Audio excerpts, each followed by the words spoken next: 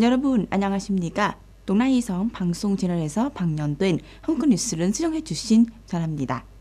12월 7일에 판문진 베트남 총리는 2024년 11월 경제 정부 결의를 주재하며 여러 중요한 안건을 논의했습니다.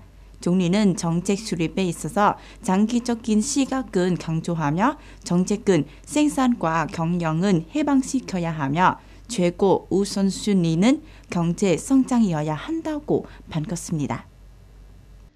베트남 총리는 베트남 경제 사회 상황이 지속적으로 긍정적인 회복세를 보이고 있다고 평가했습니다. 원간 지표는 매월 개선되고 있으며 분기평 성장률도 꾸준히 상승하고 있습니다. 전반적으로 12개월 동안 대부분의 분야에서 전년 동기 대비 더 나은 성과를 달성했다는 것입니다.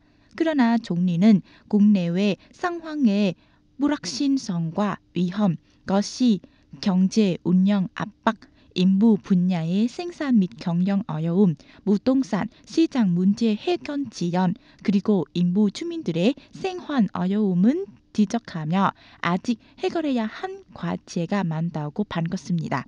향후 방향에 대해 총리는 당이 지시하고 정부가 통일하며 국회가 동의하고 국민이 지지하며 조국이 기대한다면 오직 신천만이 있은 분 후퇴는 없다고 강조했습니다.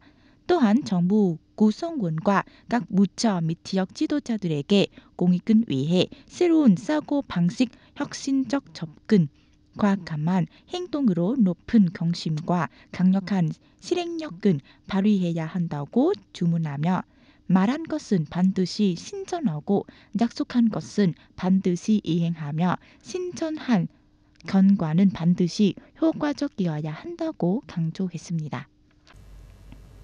디지털 정부, 디지털 사회와 더불어 디지털 경제는 동나이성의 경제사회 반전 계획에서 중요한 세 가지 중 하나로 꼽힙니다. 특히 디지털 경제는 지역 경제와 지방 경제 반전을 촉진하는 기업 성장 여정과 긴밀히 연관되어 있습니다. 기자의 취재 내용은 전했습니다. 정보 기술의 발달로 오늘날 디지털 전환이 일상생활에 강력히 적용되고 있습니다. 주민들은 디지털 전환을 통해 비현금 결제 애플리케이션을 통한 검색 및 쇼핑을 이용하고 있습니다.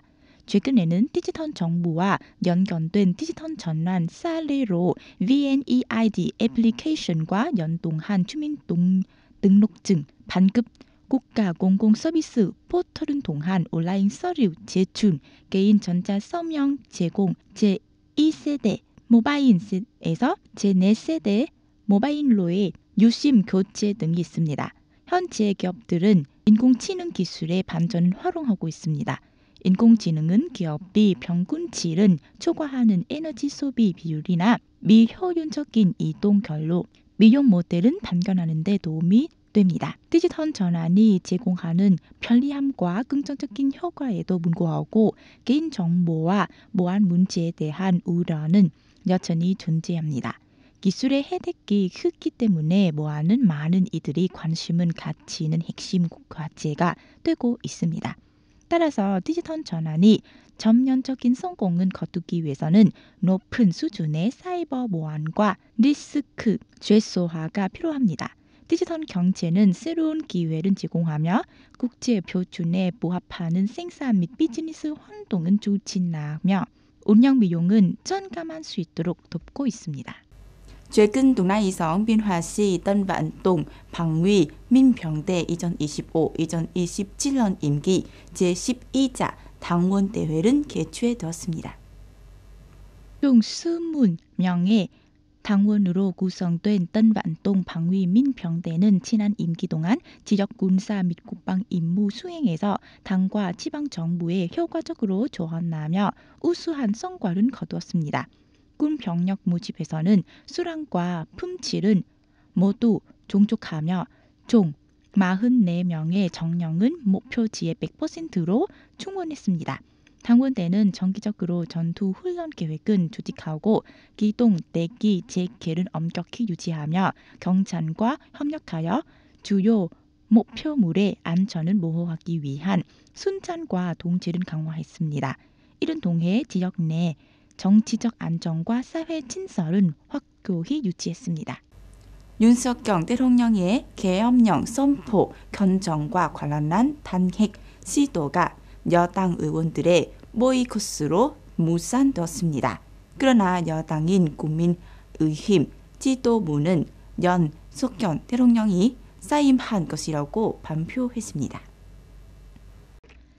야당은 국회에서 191석을 차지하고 있으며 탄핵안 통과하는 200표가 필요합니다.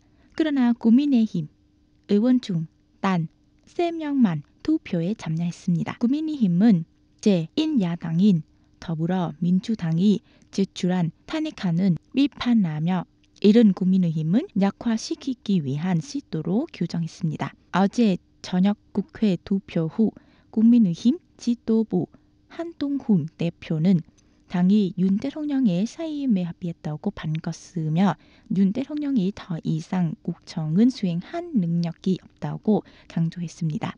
한 대표는 탄핵보다는 친서 있고 책임감 있는 방식으로 위기를 해결하겠다고 말했지만 윤 대통령의 사임 시점에 대해서는 구체적으로 언급하지 않았습니다.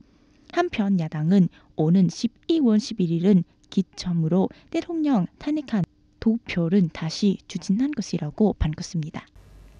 12월 7일의 밤에는 서울 국회의사당 밖에서 윤석열 대통령에 반대하는 수백만 명의 시위대가 거리로 나왔습니다. 미공식적인 경찰 주산에 따르면 약 10만 1,000명이 시위에 참여한 것으로 보이며 시위 주최 측은 참가 인원이 100만 명에 달한다고 주장했습니다. 시위대는 촛불을 들고 촛불의 힘으로 나라를 지키자라는 문구가 적힌 피켓을 들며 윤석열은 탄핵하라는 구호를 외쳤습니다. 시위대의 문로는 탄핵한 표결이 무결된 이후 천정에 달했습니다. 이들은 신망감은 뚫어내며 윤 대통령이 탄핵되고 직위에서 물러난 때까지 시위를 계속하겠다는 의지를 밝혔습니다. 한 시민은 국민들은 나라를 지키려고 노력하고 있지만 국회의원들은 이를 이해하지 못하고 있습니다. 이는 정말 슬픈 상황이다라고 말했습니다. 용나이성 방송 채널에서 방영된 한국어 뉴스를 시청해 주신 시청자 여러분께 감사드립니다. 안녕히 계시고 다음에 뵙겠습니다.